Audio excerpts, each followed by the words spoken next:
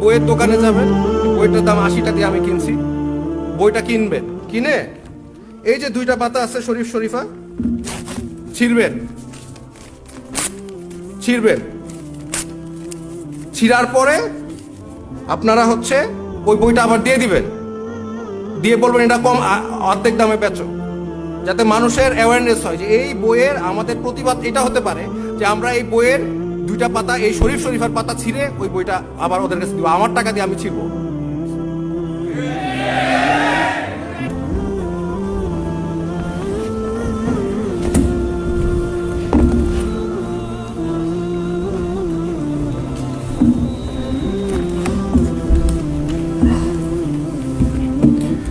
আসসালামু আলাইকুম সবাইকে। আমি খুব সংক্ষিপ্ত বক্তব্য রাখব। আমি যখন ছোটবেলায় প্রথম লূত আলাইহিস সালামের গল্প শুনি, তখন এটা বিশ্বাস করতে ইমানি দুর্বলতার কারণে অনেক কষ্ট হয়েছে। কিভাবে সম্ভব সমকামীরা, একটা জাতি, একটা রাষ্ট্র কিভাবে সমকামী হতে পারে? এটা কি সম্ভব? এটা তো মানে কল্পকাহিনীর মতো লাগতো ছোটবেলায়, যেটা কিভাবে সম্ভব। শুধু যে সমকামী একজন দুজন বা একটা রাষ্ট্র সমকামী সেটা না, যারা সমকামী না লূত আলাইহিস সালামের সময়, তাদেরকে সমকামীরা জোর জবরদস্তি করে তাদেরকে প্রেসার দেয়। এটা কিভাবে সম্ভব? কোরআনে লেখা আছে, বিশ্বাস করা খুবই কঠিন। কিন্তু তারপরে আমি আমার সিনিয়র লেকচারার যারা আছে তারা বিদেশে অনেক আগে গিয়েছে, আমি অনেক একটু জুনিয়র সবার থেকে বয়সে, আমি রিসেন্টলি গিয়েছি, মাস্টার্স পাস করে এসেছি। আপনি যদি বিদেশে যান, আমি ইংল্যান্ড ইউকে থেকে পড়াশোনা করেছি, আপনি যদি বিদেশে যান, কমওয়েলথ লুট যে কিভাবে সম্ভব ওটা আপনি নিজেই দেখতে পারবেন। সরওয়ার স্যার বলেছেন 40% আমেরিকানরা এখন সমকামী, বাচ্চা কাচ্চারা 40%। তার মানে কি, দুজনের মধ্যে একজন সমকামী। কিভাবে সম্ভব?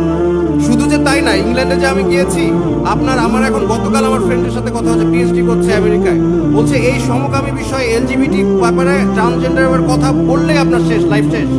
এবং এটা আমি নিজে ফেস করেছি। আপনার ইংল্যান্ডের জেলে, আপনার ওখানে গেলে আপনার আপনি যতক্ষণ না পর্যন্ত বলবেন লাইলা সমকামী, এটা না বলা পর্যন্ত তারা আপনাকে শান্তি দিবে না, আপনাকে চাকরি দিবে না। আপনি যদি পড়াশোনা করেন, আপনাকে পড়াশোনা থেকে আপনাকে ইউনিভার্সিটি থেকে বাইর করে দিবে। আমার বাবা জমি জমাট বিক্রি করে বিদেশে পাঠিয়েছে। এখন যাদেরকে পাঠাচ্ছি বিদেশে, আপনার ছেলেমেয়েরা যারা বিদেশে যাচ্ছে, তাদেরকে সমকামী বানানো হচ্ছে না? অবশ্যই। কারণ আপনি 1 দিন 2 দিন সহ্য করবেন, তারপরে কিন্তু আস্তে আস্তে মানুষের মনোবিজ্ঞান তাই বলে যে মানুষ সবার সাথে মিলতে চায়।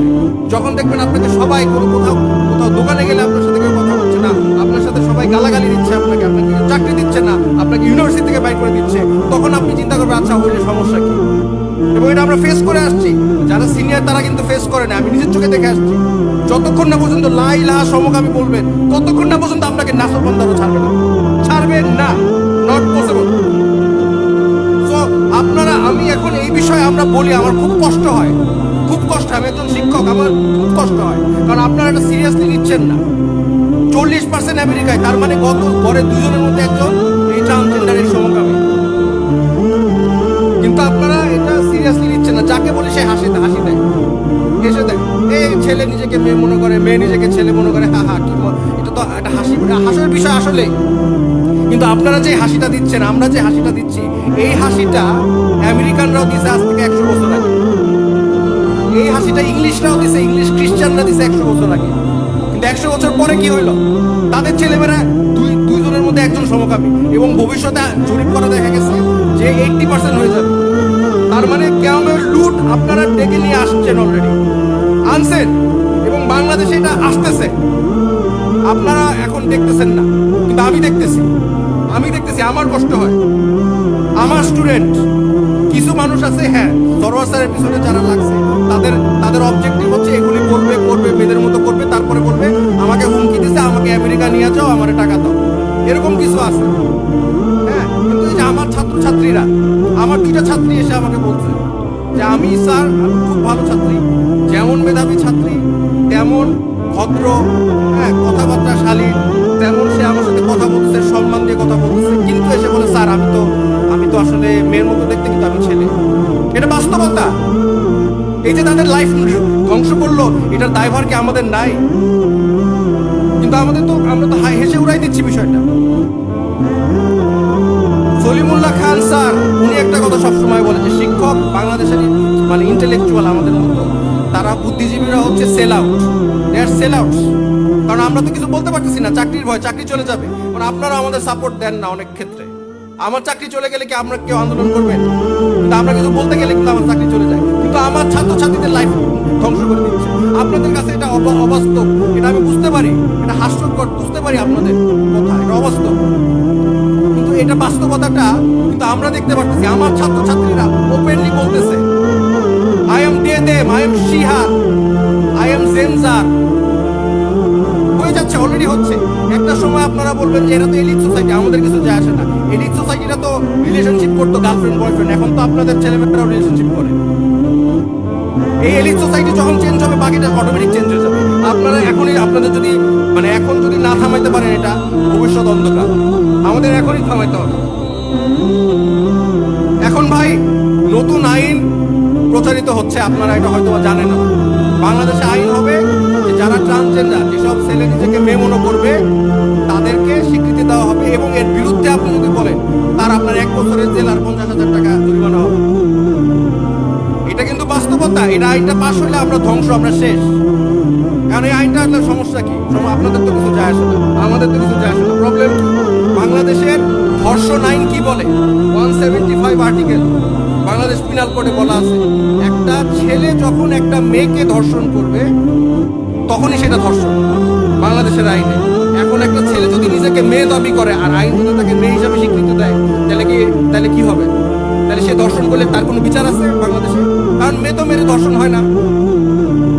তার মানে আমাদের দেশে তো আমরা ধর্ষণ আইন আমরা প্রচলিত করতেছি, ট্রান্সজেন্ডার নামে ধর্ষণ করবে।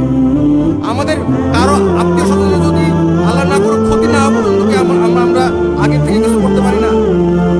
ক্ষতি হওয়ার পরে এই ট্রান্সজেন্ডার আইন যদি পাস হয় তাহলে তো ধর্ষকরা তো বলবে আমি মেয়ে।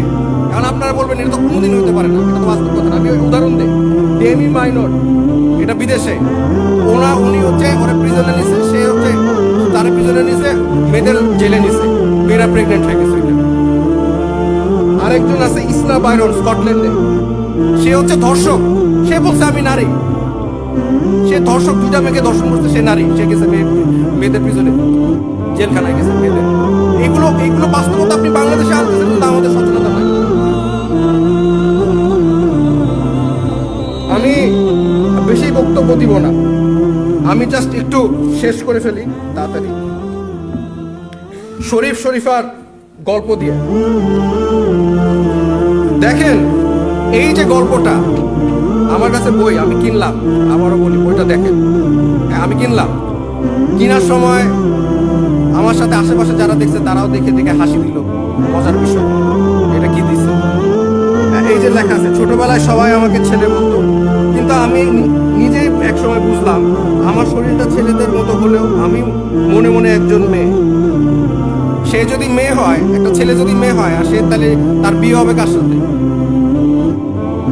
ছেলের সাথে। তার মানে কি? সমকামী, যেটা আমাদের দেশে অবৈধ, কিন্তু সেটাকে বৈধতা করা হচ্ছে এই গল্পের মধ্যে। একটা আপনাদের ছোট যাদের ছেলে মেয়ে আছে, ভাই বোন আছে, তারা তো জানেন ছোটবেলায় অনেক ছেলে নিজেরা মেয়েদের জুতা পরে, মেয়েদের মতো মেকআপ করে, এটা তো স্বাভাবিক, তাদেরকে আমরা শুধরাই দেই। তারপরে তার পারবেন না, তাদেরকে স্কুলে ব্রেন ওয়াশ করা হবে, যেটা আমেরিকা ইংল্যান্ডে করা হচ্ছে, তুমি মেয়েদের মতো করছো তো তুমি মেয়ে। এরপরে আমাদের জেনারেশন পর জেনারেশন ধ্বংস হয়ে যাচ্ছে। দেখেন, আপনারা অনুমতি দিলে, আমি একজন পেশাদার দার্শনিক, আমি ফিলোসফার, আপনারা অনুমতি দিলে আমি আমার প্রফেশনাল কিছু সাজেশন দিতে পারি। আমি কি দিব? ওকে, আমাদের এই বইটা আছে, এটা অলরেডি পাবলিশ, ঘরে ঘরে আছে।